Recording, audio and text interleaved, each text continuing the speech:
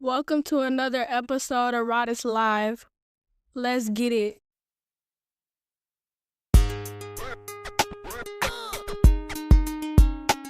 They call him hunt, slide. Hunt, the wild guy. Hunt, slide. Hunt, the wild guy.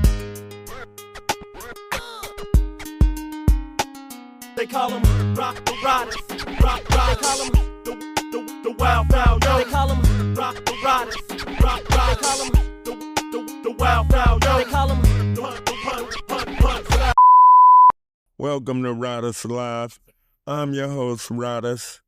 I actually did a live with CEO of the 50 Pack, Alvin Franklin. 50 Pack is a project and or group / movement from the Chicago, Illinois area. And Alvin Franklin was the executive producer of the 50 Pack project. But due to business and personal reasons, the project didn't come into fruition because business and personal was not separated. So Mr. Franklin made an executive decision by pulling a plug on the project.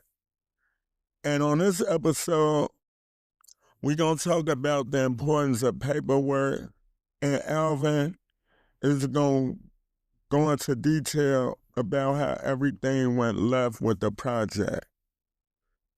Let's get it.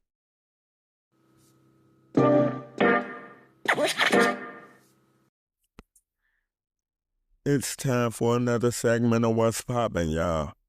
50 Pack, that's what's poppin'. Chicago Sleepers, that's what's poppin'. Alvin Franklin, that's what's poppin'.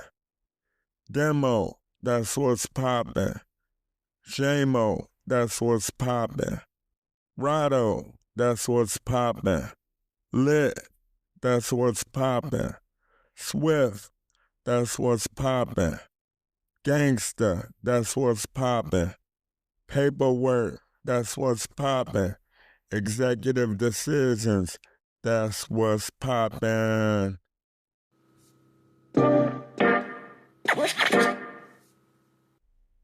There you go. What's poppin'? Hey, man, I'm trying to be like you, bro. It's all good. So hold on. Hey, y'all, welcome to Rodis Live. I'm here with the CEO of the 50 Pack. We finna talk about, the music industry from the perspective of a CEO. Hey, Al, tell the people who you are and a little bit about yourself. I'm Big Al, man. I moved on 57th and Paulina, and in Chicago, that's the hood. You know what I'm saying? And you don't go to 57th if you don't know nobody. Boy, you need a pass to go there. And I moved there, and I was always interested in music. So, motherfuckers, man, shit. I was banging the music one day, and J-Mo, my boy, came to me and was like, "Man, you do music, yada yada yada," and shit. It just went off from there, man. Okay, so that's how that was the Catalog project, right? Yes, sir. That's what it was. Me and J-Mo. Okay, so how did y'all recruit the other members, or how did y'all decide who was gonna be on the project? Walk the people through it. The members, they just came, man, and we was doing music. You know what I'm saying? And if they had a verse that went along with the album and that was tight, you know what I'm saying, they was down. And if they wasn't, we was like, oh yeah, you know what I'm saying? So that's how we had our members situated, because the motherfuckers in the pack recognized skill, and they had to vote to make a motherfucker go on the pack or not. Right. Okay. Yeah. So tell me about some of the recording sessions.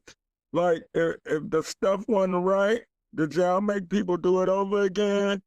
Yes, Did y'all have somebody in there like for creative control purposes? No. You know what? Motherfuckers came out with their verse, and we'll play the album, we'll play the song, we'll play the verse, and if the verse wasn't tight, the motherfuckers would in the pack, they was like, man, you should say this, you should say that. You know what I'm saying? They would coach the person, and we really never put a person out. You know what I'm saying? Of the pack because of their verse, because they was all tight. They was all tight. Go ahead. Yeah, man, they was all tight, man. Motherfuckers, it was a lot of motherfuckers, man. You talking about 50 pack? Ooh-wee. You know what I'm saying? So how many members actually was it on the project? Oh my God, man, shit, nigga, I would say at least 40 or 50. You know what I'm saying? They used to come to my crib over there on 57, and it was deep. You know what I'm saying? And the music was shit. It was a lot of motherfuckers, man. For real. So was the studio in your house, or is that where y'all actually did the pre-production? Now we went to the studio, man. Bless us for Demo. Demo put out a lot of those tracks for us, man, because you know he's one of the star producers in Chicago. So look, for the people who might not know who Demo is, we know Swift the Don know who Demo is, but for the people who might not know who Demo is, tell the people who Demo is. Demo, just like his name, Demo, he was a music producer in Chicago, still is. And, you know, that motherfucker, man, he come up with some tracks and, you know what I'm saying, motherfuckers just move to it, you know what I mean? That was Demo, man. I met him over there on Stony Island, I believe, or somebody introduced me to him. No, we was in a club, actually, me and J-Mo, and he was like, man, that's Demo. So I went to go over there and tried to talk to him, and he talked to me and was like, I said, we got a project coming out, yada, yada, yada. And, you know what I'm saying? Shit, he clicked to it, man. So, shit, we became boys. Right. So, how many producers and all did y'all have working on the project? Demo was the main one, to be honest. You know what I'm saying? Because I say that because of this. We all had an ear for music. You feel me? We all had an ear for the music, and if it wasn't right, you know, the niggas, they had an ear for it. So they'll have motherfuckers do it right or whatever. But it was always, for the music side, it was like, you know, Demo, man. Demo was that man. For real. Okay. So your role was like the executive producer, right? Yeah, man. When this all started, I said, you know what I'm saying, when it all started, man, and this is what it is. I didn't have nobody under contract. I never had them sign nothing because they was my brothers. You get what I'm saying? So yeah, I didn't have nobody sign no contracts, and so how many songs did y'all actually have done for the project before the business started going bad? About all that time that we put into it. So how many songs did y'all have before the business started going bad? Oh man, shit, nigga, we had a whole album. Shit, we was about, I think it was like 14 or 15. Okay. We had a whole album. So what label was y'all gonna release the song under, the album under? 50 pack. 50 pack. Oh, okay. You know what I'm saying? And now, let me explain. 50 pack, when you out there in the trenches, you know what I'm just saying? When you selling something, you know what I mean? Some other stuff. They always gave you a 50 pack of the shit that you was selling. If you came back with out there, it was a problem. So, you know what I'm saying? Right. We was in the streets. 50 pack. Okay, I get it. So it was 15 songs, right? what studio did y'all record out of? Demo dropped a lot of that shit, man. You know what I'm saying? Home shit, yada yada yada. Or we would go to studios and stuff, and we all anteed up and paid them. But I mean, Demo dropped a lot of shit at the crib. Like, man, that song, like, For My Mama, he dropped that all on the spot. You know what I'm saying? So Demo was that man. He would give you a sample of the music, and everybody would judge what you came back with, yada yada yada, and nigga, it went down. Okay. So, what stage were y'all actually at before everything went bad? Did y'all actually press up the album? Like, what, did y'all have all the songs mixed and mastered and y'all decided not to do it? So when did you decide to pull a plug on a project? And what is something that you think you could have did better? That's a funny question, but okay. What we could have did better, or what I could have did with it, is that now I realize what the mistake was. The mistake was not put these niggas on the contract. You feel me? Because we didn't have contracts with each other, man. I thought they were just my brothers and we was doing this shit. So, I didn't have contracts under anybody, so, you know what I'm saying? They had to walk away, or I had to walk away. And when I found out that the music that we haven't even dropped yet was being bootlegged by a couple of the artists that was down with the 50-pack, that's when I walked away completely. You did? Because I felt like we all put money into this shit. The album was tight in the motherfucker, and motherfuckers bootlegged the album before it even dropped. So, hey, salute. Damn. So what point did y'all get up to before you decided to say fuck it? Was it actually into production, like getting the CDs pressed, the artwork? We was working on all that stuff. You know what's funny about that? The artwork you say, you mentioned, the 50-pack. And on there was a park over there on right across from Polina. So for the artwork, we got 50 motherfuckers chasing somebody, you know what I'm saying, out of the park, and that was the camera work, you feel me, for the album cover. You know what I'm saying? The motherfucker was running for his life. Right. So who are some of the videographers? We never got that far. We never got that far. We just... So how long did it take them? What y'all actually did have together? How long did it take to make? Oh man, shit! I think like a couple of years. Yeah, a couple of years when it was finished and done. A couple of years, right? Okay, cool. That's what's popping. Damn. And the album taking them off for real. A matter of fact, I don't know if everybody know this. Slick, the artist Slick, Slique, he was like a couple of blocks over from us when we dropped the album. So, I mean, he a singer, and that motherfucking music is off the hinges. You know what I'm saying? So we were talking about Slick coming in to do some album work with us too. And it just went south, man.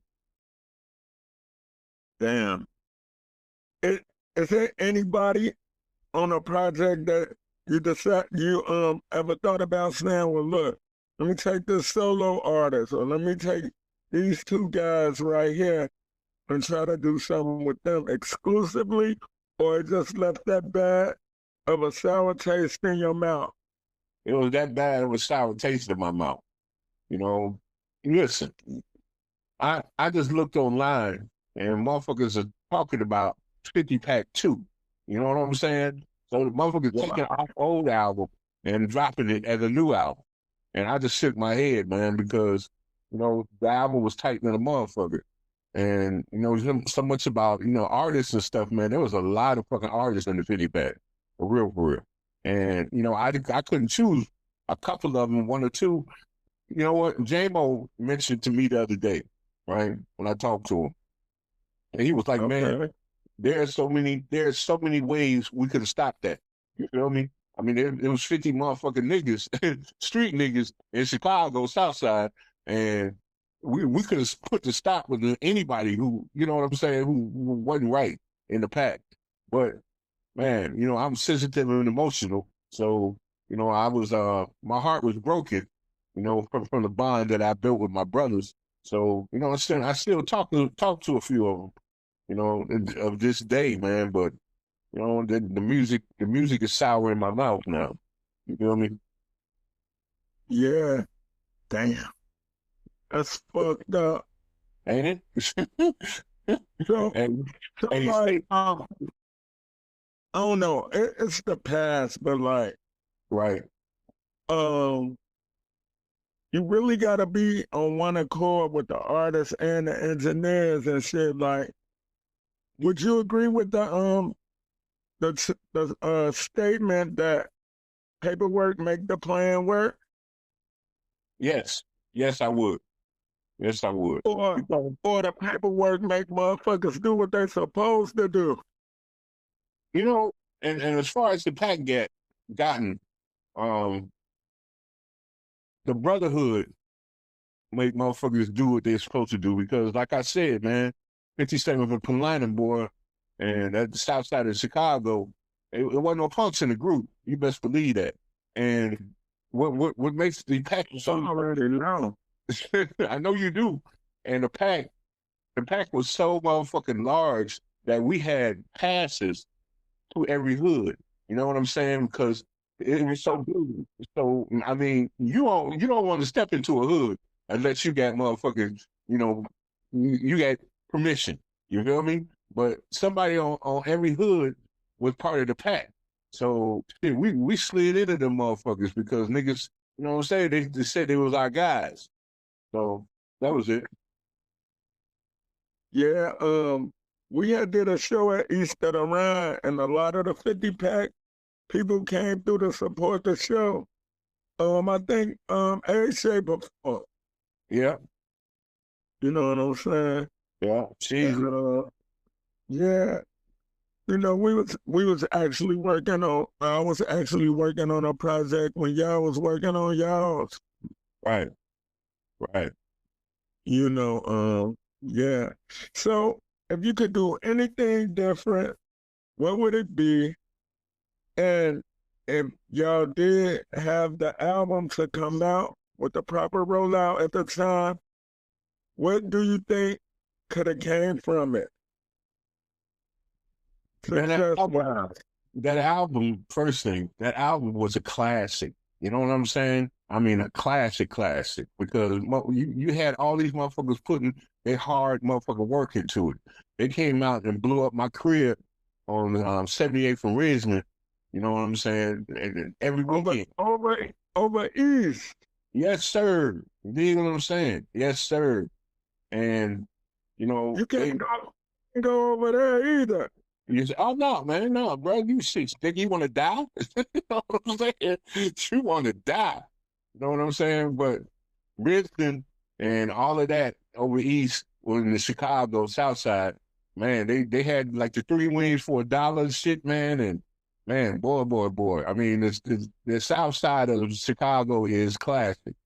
But, when that sour taste went into my mouth, when niggas bootlegged the album and shit, like J-Mo was telling me, man, we could have handled that a different way.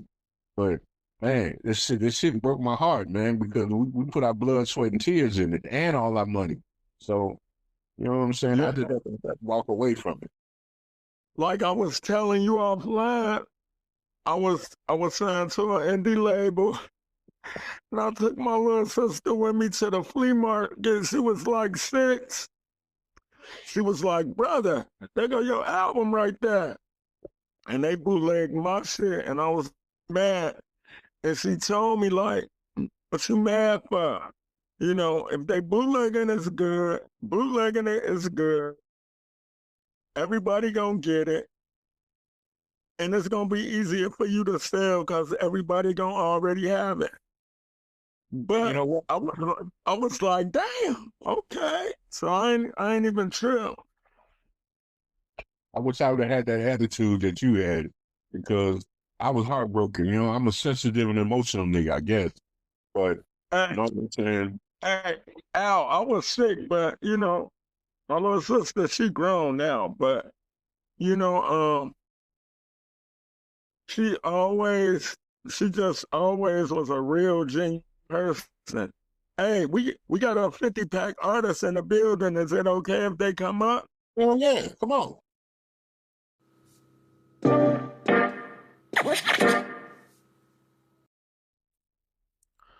We dropping a mic on Riders Live.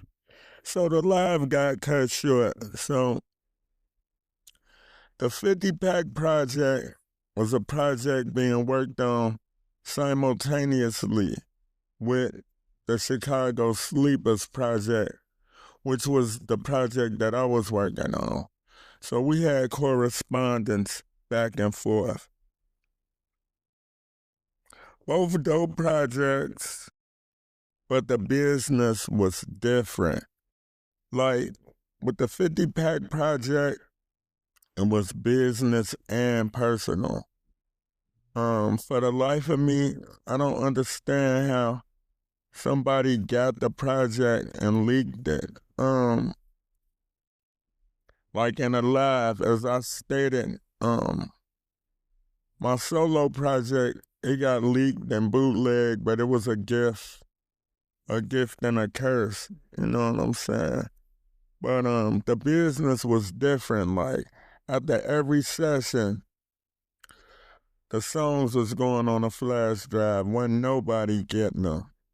You cannot leave your music, you know, in these random studios.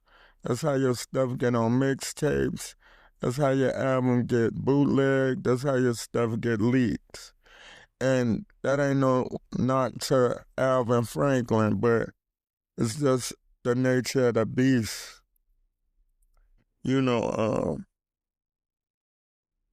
you gotta have people to come through, you know. That's why A&Rs are so important. That's why gatekeepers are needed in some instance to oversee certain projects and the aspect of quality control, you know? But the business is never personal, y'all.